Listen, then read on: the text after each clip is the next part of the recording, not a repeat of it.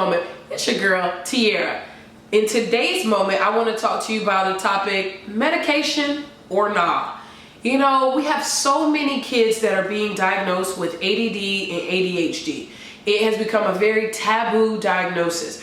But the truth of the matter is that some kids probably are being incorrectly diagnosed or misdiagnosed. So as a parent, I want you to ask yourself, is my child being hyperactive or having attention issues just at school, or is it in a multitude of areas? Is it at school? Is it at home? Is it at church?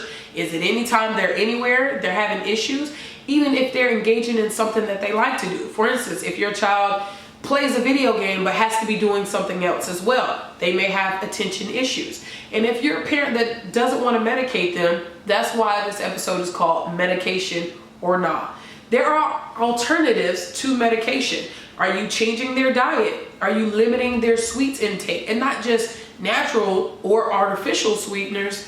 What about fruits? There are fruits that are high in sugars that can cause the chemicals in your child's brain to react to it.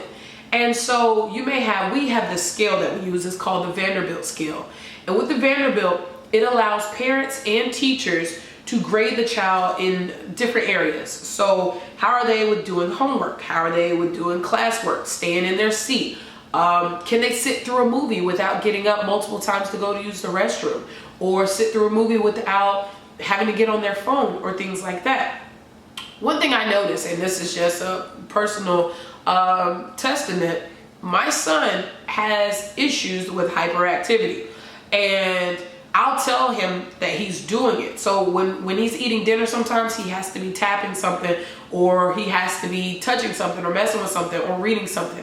And he loves Fortnite, but even when he's playing his video game, he will be watching on YouTube ways to beat levels and to achieve on different levels while he's playing the game.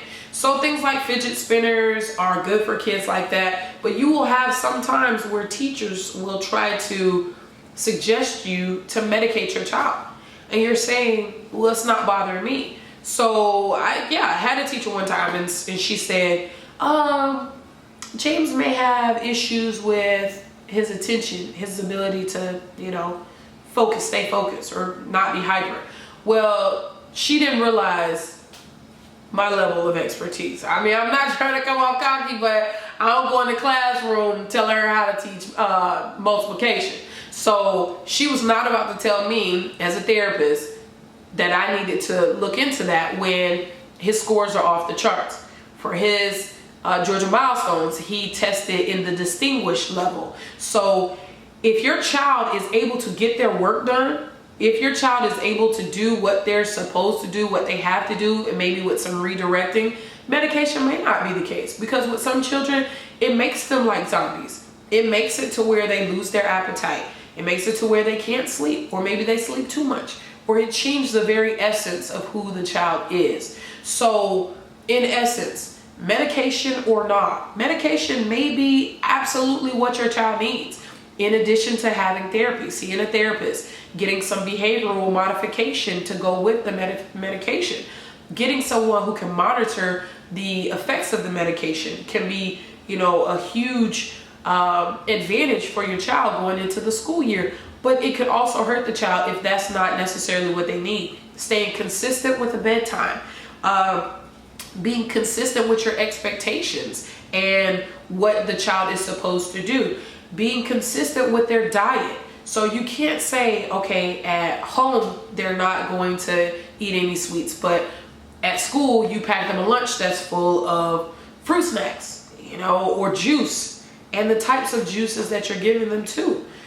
These are things that you have to pay attention to if you're wanting to create a change from a non-medicinal standpoint. I know this is a very educated or loaded truth moment, but again, remember, every moment counts. So as we get ready to start this new school year, and you may have a child that you get frustrated with from time to time because it seems like they can't focus, ask yourself as a parent, are you doing everything necessary to put them in the best position possible to succeed?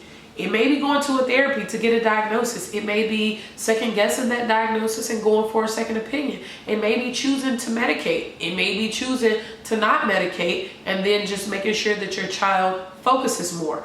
Whenever I notice James starting to do things to where he's showing hyperactivity, I bring attention to it. So I get him to focus on it. Hey, babe, look what you're doing right now. Why is it that you have to tap this while you're eating with your right hand? Stop tapping. Focus on what you're doing.